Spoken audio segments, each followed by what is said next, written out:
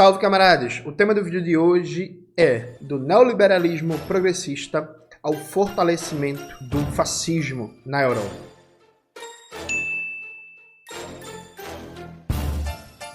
Antes de começar propriamente o tema do vídeo do canal, quero muito agradecer a você que ajuda a manter e melhorar nosso canal a partir do Apoia-se. Seu apoio é fundamental para a gente continuar no nosso trabalho. Note, nessa altura do campeonato, todo mundo já está sabendo que teve eleições para o Parlamento Europeu e que a extrema-direita se fortaleceu como esperado. Ponto importante que vale destacar é que várias pesquisas davam um fortalecimento maior. A extrema-direita se fortaleceu menos do que era a expectativa. Mas há uma tendência histórica de longo prazo, já faz 10 anos, de crescimento da extrema-direita, que varia de país para país, a temporalidade não é igual em cada país específico, e isso está bem colocado, né? Isso se expressou agora nas eleições para o Parlamento Europeu. E aí, gente, veja, não dá para chover no molhado aqui, né? Acho que tem coisas que nem vale estar repetindo, que eu já falei em vários vídeos do canal, todo mundo que acompanha mídias de esquerda está cansado de saber disso, mas Primeiro.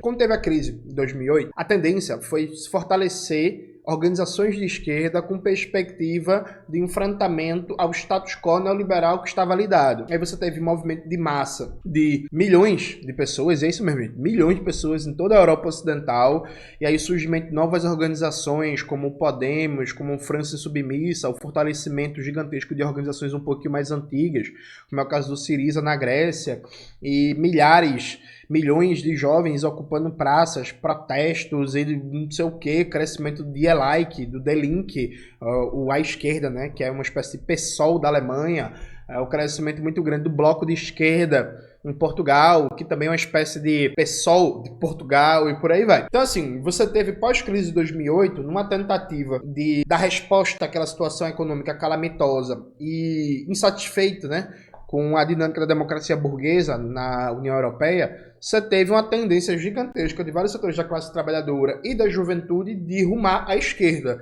de procurar cada vez mais se organizar, votar, ir para as ruas e fortalecer organizações como Syriza, como Podemos, como França Submissa, como Die Linke, como o Bloco de Esquerda em Portugal, etc, etc, etc. Claro, de novo, com temporalidades diferentes, com especificidades de país para país. O França Submissa, por exemplo, é bem mais recente nessa temporalidade, né? E, por exemplo, Jeremy Corbyn, que tentou uma renovação do Partido Trabalhista. O Partido Trabalhista é um partido histórico, antigão, só que houve uma espécie de vento à esquerda, né? Que deu a base para uma popularidade gigantesca que o Jeremy Corbyn conseguiu. De maneira geral, todos esses movimentos foram derrotados, alguns de maneira vergonhosa, como foi o caso do Syriza na Grécia, que assumiu o governo com Alexis Tsipras, se colocando contra a austeridade e assumiu o papel de gestor da austeridade, e boa parte da classe trabalhadora saiu rumando à direita, né? Procurou a esquerda, não conseguiu achar alternativa, saiu rumando à direita e à extrema-direita. Então, depois dessa primeira onda de esquerda, no contexto da crise de 2008, vem uma onda de extrema-direita que vai assumindo áreas fascistoides, que está mais ou menos consolidado. Então, essa é a primeira coisa, chovendo molhado. Vamos lá. A piora das condições de vida, a precarização das condições de trabalho, o aumento da pobreza, o aumento da desigualdade, o aumento da fome, a piora dos serviços públicos, a redução do poder de compra dos salários, a destruição de direitos sociais consolidados por década no período do estado de bem-estar social, são geradores de intensa insatisfação, generalizada insatisfação. As forças de esquerda não conseguem dar respostas para isso e a extrema-direita que está dando a resposta. Que tipo de resposta? Grosso modo, que também varia de país para país. A gente está fazendo uma análise aqui muito continental generalista, mas isso tem especificidades muito importantes de país para país. A resposta da extrema-direita tem sido: a culpa é dos imigrantes. Os imigrantes, eles estão onerando os serviços públicos, eles estão tirando os seus empregos dos trabalhadores e trabalhadoras da Europa, eles estão aumentando a concorrência do mercado de trabalho, baixando os salários, e aí, portanto, nós precisamos de uma política anti-imigração, nós precisamos defender a Europa, nós precisamos defender a Europa branca, porque os imigrantes, os muçulmanos, os imigrantes e os negros os muçulmanos, os imigrantes e etc. Veja, discurso fascistoide, discurso reacionário, discurso racista, discurso mentiroso, e presta atenção nesse mas busca dar uma resposta, ainda que falsa, ainda que mentirosa, ainda que fascista, ainda que reacionária, ainda que racista, busca dar uma resposta na ideia de que como melhorar suas condições de trabalho, como melhorar seu salário e como melhorar os serviços públicos e recuperar e defender o estado de bem-estar social, sabe? Assim, esse é o X da questão. A resposta da extrema-direita é falsa, é fascistoide, é mentirosa. A questão é, qual é a resposta dos partidos da dita esquerda? Os partidos socialistas, os partidos social-democratas. Vocês entendem? Porque assim, na memória coletiva europeia, acostumada nas últimas décadas, né, com bons empregos, bons salários e um generoso estado de bem-estar social, há uma degradação evidente das condições de vida. E aí o horizonte de muitos sindicatos, intelectualidade, na própria memória coletiva da classe trabalhadora, é uma espécie de nostalgia em relação ao auge do bem-estar social. A extrema-direita deu uma resposta. É claro que a resposta dela é falsa, mas qual é a resposta da dita esquerda? Quando ela chega no governo, ela não faz nada para enfrentar os processos de precarização, de destruição de direitos, de piora das condições de trabalho, de piora das condições de salário, de privatização dos serviços públicos, com nobres e raras exceções. Então, de maneira geral, gente, é o pão comido. Eu vou até pegar o livro aqui, vai bagunçar tudo aqui no estúdio, ó. Deixa eu tentar me estudar. Aqui, ó, explicado aqui. A Ordem do Capital, Clara Matei. Como os economistas inventaram a austeridade e abriram um caminho pro fascismo. Não tem muito segredo não, viu? Ó, austeridade na veia, neoliberalismo na veia, piora as condições de vida generalizadas da classe trabalhadora, cria uma crise de legitimidade do sistema político burguês, começa a circular um mal-estar, uma malesse geral, um sentimento antissistêmico difuso. A esquerda não consegue capturar isso, a extrema-direita vai lá e pô, captura. Ponto pacífico, ponto pacífico. Segundo elemento fundamental é que a Europa, nos últimos tempos, serve cada vez mais como bucha de canhão dos Estados Unidos, né? Veja, quem mais perdeu com a guerra da Ucrânia, além do povo ucraniano, evidentemente, é a Europa. Não é os Estados Unidos, nem a Ucrânia, nem a Rússia. É a Europa. Por exemplo, a Alemanha afundou numa crise econômica porque o grande segredo da competitividade industrial alemã era a energia barata a partir do gás russo. Aí os caras aceitaram parar de importar o gás russo, comprar combustível dos Estados Unidos, aumentou pra caralho o custo das mercadorias alemãs, retirou a competitividade da indústria alemã, o país está afundado, está numa crise econômica. O crescimento alemão, inclusive o crescimento europeu como um todo, é ridiculamente baixo. Então, assim, há também um mal-estar com essa submissão dos Estados Unidos, com essa submissão à OTAN, porque as pessoas percebem que, ei, menino, vem cá, peraí, porra, vamos lá. Por mais que se tenha construído um consenso midiático gigantesco em torno de que a guerra da Ucrânia é o maior drama da humanidade, da história, temos que apoiar a Ucrânia e não sei o que e tal, né, via mídia burguesa, fato concreto é que chegou um cansaço. Aí a galera da Alemanha, da França, da Bélgica, da Holanda, da Espanha e etc., sofrendo consequências econômicas diversas por causa da guerra da Ucrânia, olha assim e pensa, aí menino, vem cá. Peraí, quer dizer que... Peraí. Quer dizer que a guerra da Ucrânia com a Rússia, com interesse direto dos Estados Unidos, mas quem se fode é a gente, é? Como é que é isso? Não, a OTAN, não, beleza, tá expandindo a OTAN. E só que esse lasca é a gente. Você teve nos últimos meses vários protestos, por exemplo, de agricultores que estão putos por causa do aumento do preço do combustível que disparou. Você tem vários problemas, inclusive de aumento de endividamento, redução de renda, de pequenos comerciantes, de trabalhadores agrícolas, e assim, tá um grau de insustentabilidade. Então há uma demanda, e aí, veja, há uma demanda por um discurso de autonomia maior frente aos Estados Unidos e frente à OTAN, que, infelizmente, tirando alguns partidos comunistas que têm expressão, como é o caso do KKE, o Partido Comunista Grego, quem está suprindo isso é a extrema-direita, tá ligado? Extrema-direita. Então, assim, o grau de amoldamento à ordem dessa esquerdinha lixosa, social-democrata, é tão grande que os caras não conseguem estabelecer um programa político com o mínimo de autonomia frente ao imperialismo estadunidense, claro, por causa de uma configuração de classes também. Então, assim, a social-democracia alemã não consegue, por exemplo, estabelecer um grau de autonomia maior, dentre outras coisas, porque a Alemanha é quase que um protetorado militar dos Estados Unidos, não existe nenhuma disposição da classe dominante alemã de buscar uma autonomia frente ao imperialismo estadunidense, quando os Estados Unidos apertou o torniquete, os caras se ajoelharam de armas e bagagens para Washington, tá ligado? Então veja, claro, há conflitos, por exemplo, na classe dominante alemã, né? Tem vários setores da burguesia que estão insatisfeitos com essa submissão excessiva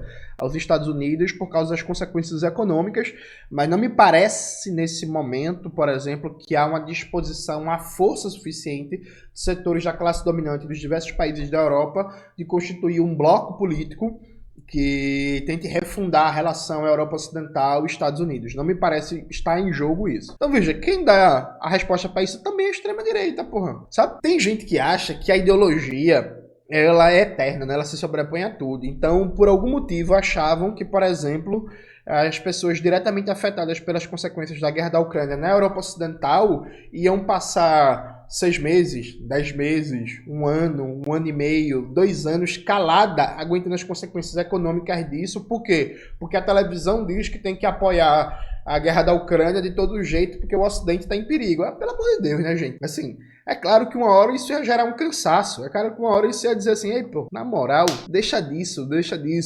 sabe? É claro que faria muito efeito político um discurso que apela assim, ah, não, a França para os franceses, porque a gente tá pagando o custo da guerra da Ucrânia. Ah, não, a Alemanha para os germânicos, porque a gente tá pagando o custo da guerra da Ucrânia. Tipo assim, isso era esperado. Se pá, inclusive, eu diria que esse cansaço ainda demorou, viu? Ainda demorou. Eu esperava que seria antes. Eu esperava que com um ano de guerra, né, o negócio aí ia chegar num grau do insuportável, especialmente considerando que, enquanto a Europa se afunda economicamente, dentre outras coisas também por causa das consequências da guerra da Ucrânia, a Rússia tá crescendo. Aí imagina a situação do trabalhador europeu médio, que liga o jornal, sei lá, liga qualquer emissora de TV dessa aí, da Itália, da França, da Alemanha, da Bélgica, da Holanda, aí vê a notícia, eita, a economia russa tá crescendo, a economia russa tá crescendo, a economia russa tá crescendo e a Europa tá se afundando por causa da guerra da Ucrânia, sabe?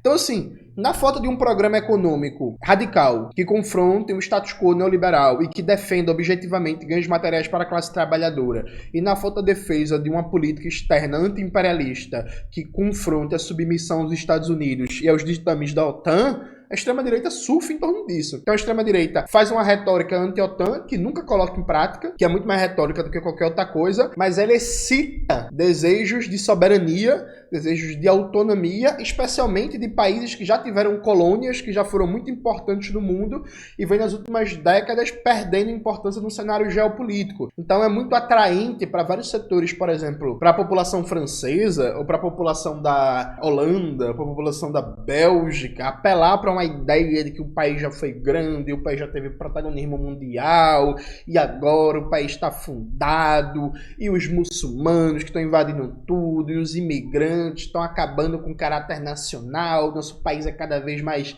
desimportante no mundo.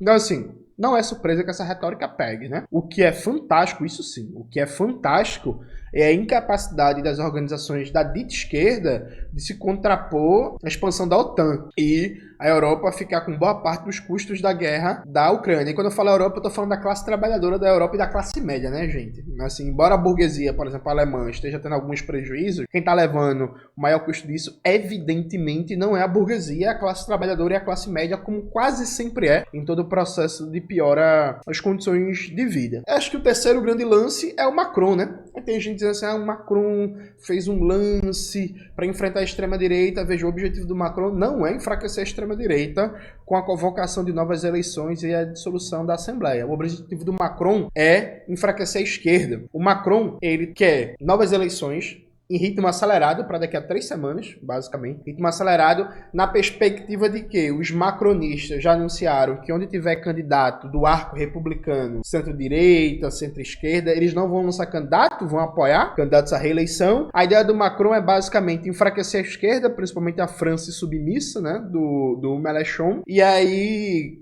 configurar de maneira sólida uma liderança supostamente antifascista ou antipopulista, e aí ele ser essa grande liderança. É enfraquecer setores da esquerda, que são oposição, são críticos ao governo Macron, mobilizar a retórica democracia versus fascismo, defesa da Europa versus defensores contra a Europa, contra a União Europeia, e tentar se colocar ali como o grande líder de um amplíssimo arco de forças que o que unifica elas é o fato de serem contra a Marine Le Pen, contra a extrema-direita. Essa é a manobra. Manobra arriscadíssima. Arriscadíssima. Que é na ideia de enfraquecer as críticas à esquerda, ao governo, Macron e à própria União Europeia, o Macron pode dar mais combustível para a extrema-direita. Inclusive a Marine Le Pen já deu uma declaração dizendo que adorou a medida, que apoia e que é isso, quando o povo vota, todo mundo ganha. Então, assim, arriscadíssimo, quase no limite da irresponsabilidade. Mas é isso, a gente não vai cobrar a responsabilidade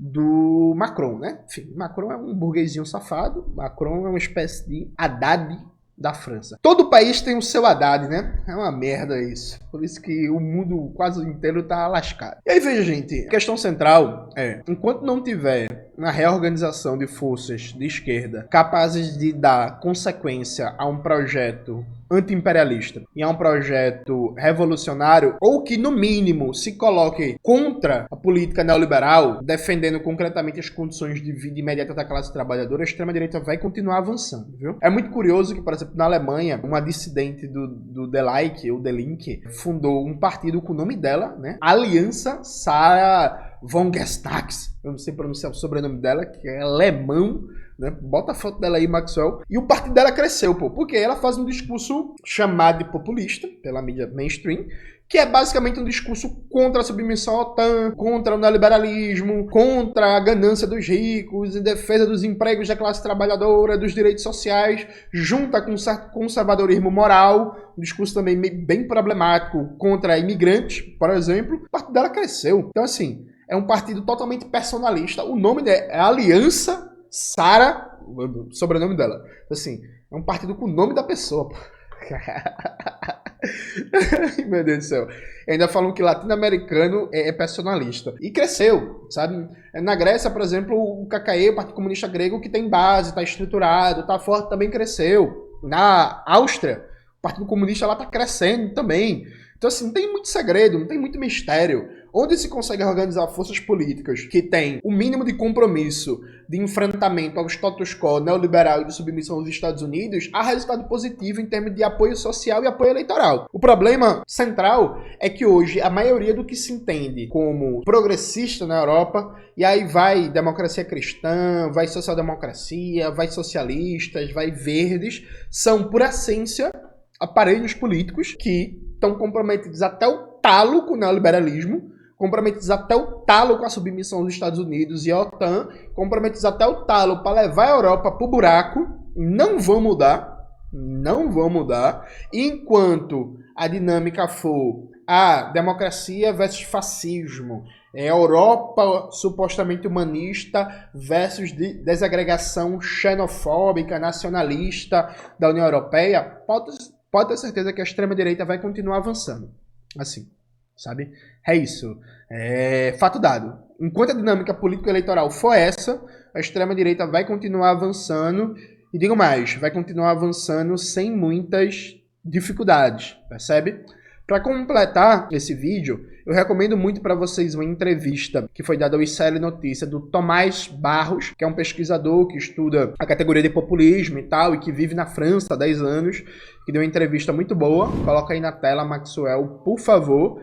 E uma matéria do Opera Mundi, intitulada Veja como cada país votou na eleição para o Parlamento Europeu, que dá um panorama país a país, como é que ficou a votação, qual foi a força da extrema-direita, e que é uma matéria muito boa para a gente compreender o cenário geral. Então, leiam essas duas matérias, que eu acho que tem muito material para a gente pensar sobre o avanço da extrema-direita na Europa Ocidental. A Europa Ocidental é um lugar terrível, né? De tempos em tempos tem um avanço do fascismo lá. Nossa tristeza é que não tem mais o Exército Vermelho, né? Para dialogar com os fascistas. Diálogo.